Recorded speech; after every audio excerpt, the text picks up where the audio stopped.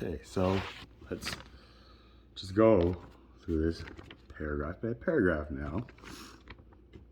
4 years ago, I don't know when this was written, doesn't have a date.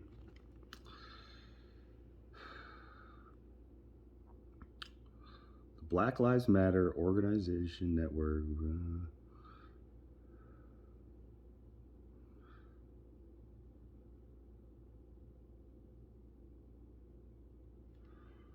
Where's my highlighter?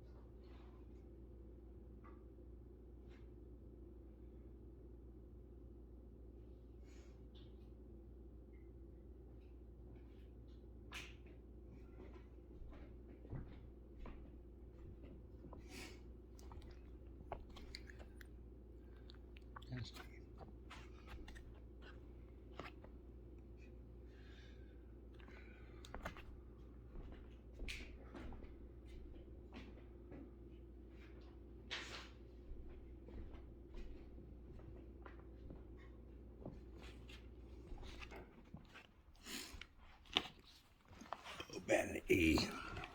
Vanity, do you want to come lay here and be in the camera shot? Huh? Oh, come here, Bentley. There you go. Okay. Bentley, listen. 4 years ago, what is now known as the Black Lives Matter Global Network began to organize. Did you get that?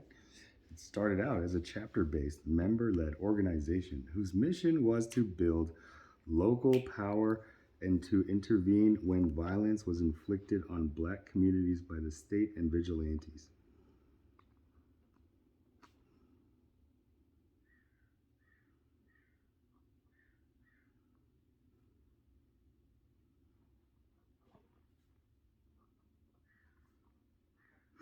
In the years since, we've committed to struggling together and to imagining and creating a world free of anti-Blackness.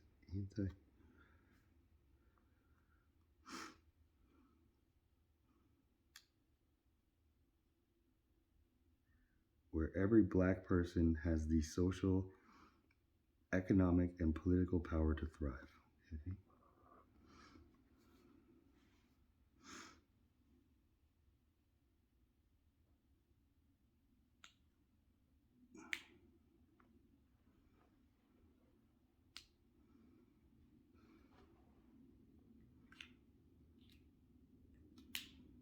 Connect.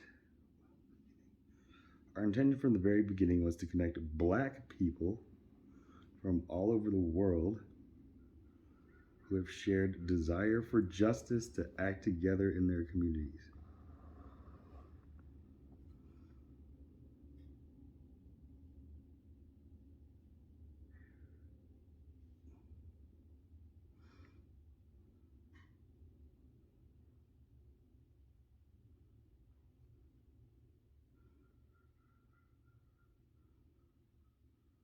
Which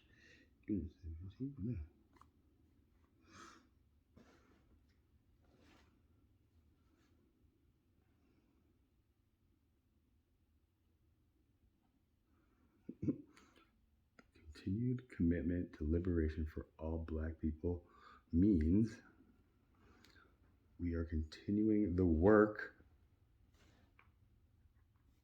of our ancestors.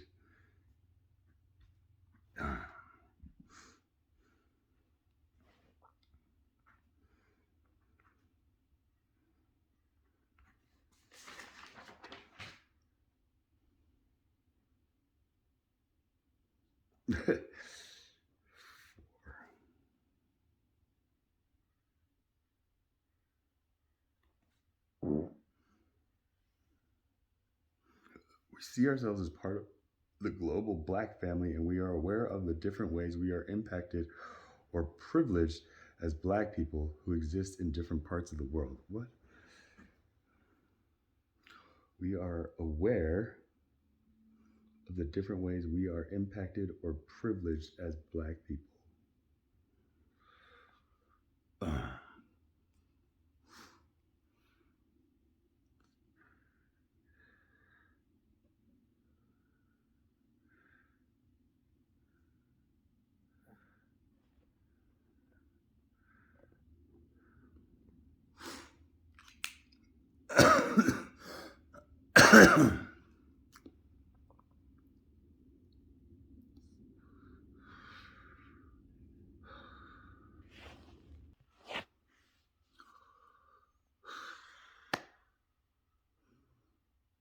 My fellow Americans, if I may take you down this thought experiment, close your eyes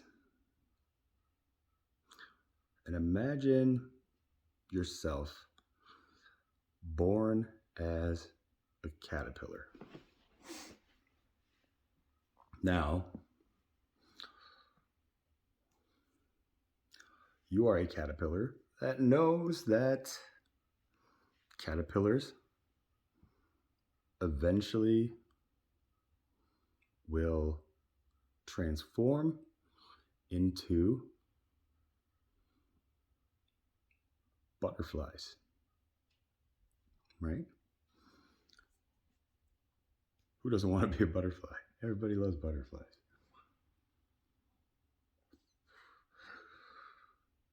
Keeping your eyes closed, imagine yourself now just going into your cocoon, just excited to become a beautiful butterfly. But then during this metamorphosis phase that caterpillars go through, when you are done with your transformation, or when you come out of your cocoon and you spread your wings and you look outside and you see there's no light, it's dark outside, and you look at yourself, you don't see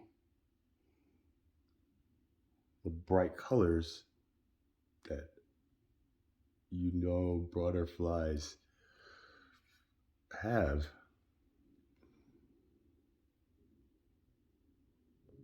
And you're just wondering, what happened?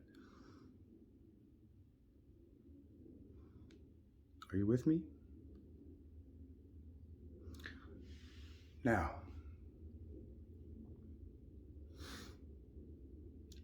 when it comes to Black Lives Matter, what does that mean?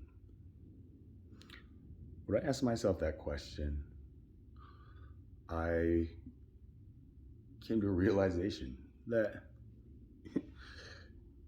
if a butterfly were to come and fly into my house, I would try to catch it for the sheer purpose of taking it outside and letting it free.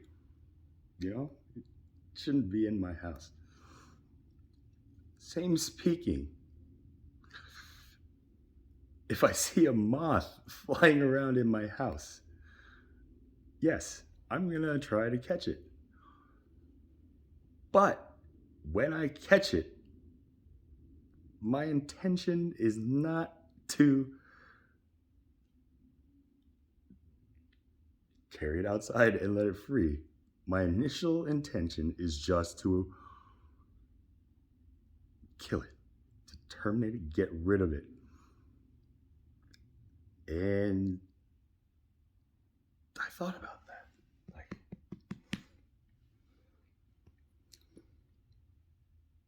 why? Why do I just have this bias, and I don't know. Now, granted, I went through a phase where I started just letting the moths be. And what happened was I came to my house and I literally saw like 40 moths like on my ceiling. And I was just like, what just happened? Like,